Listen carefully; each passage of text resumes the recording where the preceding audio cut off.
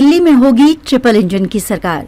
BJP को मिल गई नगर निगम की सत्ता की चाबी। अब किसके पास हैं कितने पार्षद? दिल्ली विधानसभा चुनाव में जीत से दिल्ली में भाजपा की डबल इंजन की सरकार का रास्ता तो साफ हो ही गया है, साथ ही उसे नगर निगम की सत्ता की चाबी भी मिल गई है। अब भाजपा बिना किसी तोड़फोड़ के आगामी अप्रैल में होने वाले महापौर और उप महापौर के चुनाव में बाजी मार लेगी।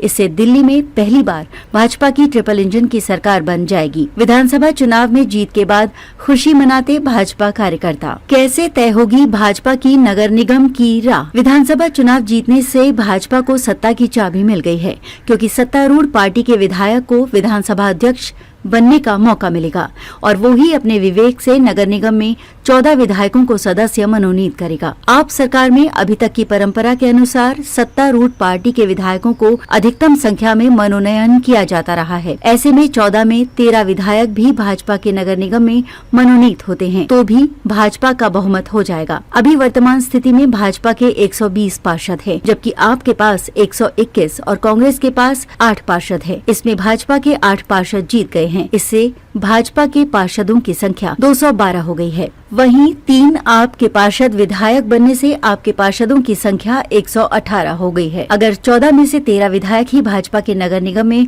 मनोनीत होकर आते हैं तो 7 लोकसभा सांसदों और 13 विधायकों से भाजपा के कुल सदस्यों की संख्या 132 हो जाएगी, जबकि आपके पास पार्षदों की संख्या 118 और 3 राज्यसभा सदस्य मिलाकर और 1 विधायक भी आपका मनोनीत होता है तो आपके कुल सदस्यों की संख्या 122 हो जाएगी। क्या कांग्रेस के साथ से बनेगी आपकी बात? अगर कांग्रेस भी आपका साथ देगी तो 8 आप पार्षदों के साथ कुल दोनों दलों के सदस्यों की संख्या 130 हो जाएगी। इससे भी भाजपा का महापौर प्रत्याशी आसानी से जीत जाएगा। उल्लेखनीय है कि नगर निगम में हर वर्ष महापौर का चुनाव अप्रैल माह में होता है। आगामी अप्रैल में 222 में बनी सरकार से चौथे वर्ष के लिए चुनाव होगा। चूँकि पहले वर्ष में महिला तो तीसरे वर्ष में आरक्षित श्रेणी से चुने अनुसूचित जाति के पार्षद को ही महापौर चुना जाता है।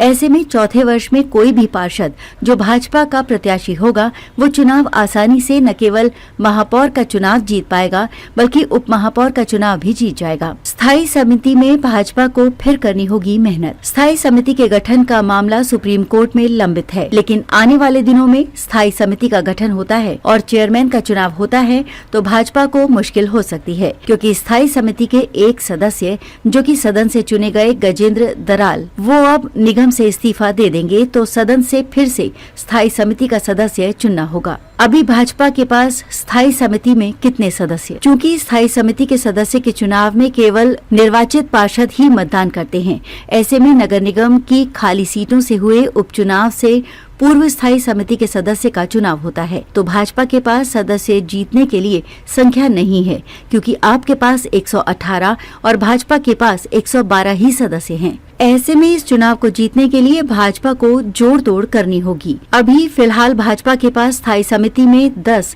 तो आपके पास 8 सदस्य हैं। गजेंद्र दराल के इस्तीफे से भाजपा के पास स्थायी समिति के सदस्यों की संख्या 9 तो आपके पास 8 बचेगी। सिविल लाइंस जोन में बराबर हुए भाजपा और आपके पार्षद। एमसीडी के सिविल लाइंस जोन में निर्वाचित पार्षदों की संख्या 14 है। इसमें भाजपा के 6 पार्षद जीत कर आए थे, साथ ही 4 मनोनीत सदस्य इस जोन में हैं।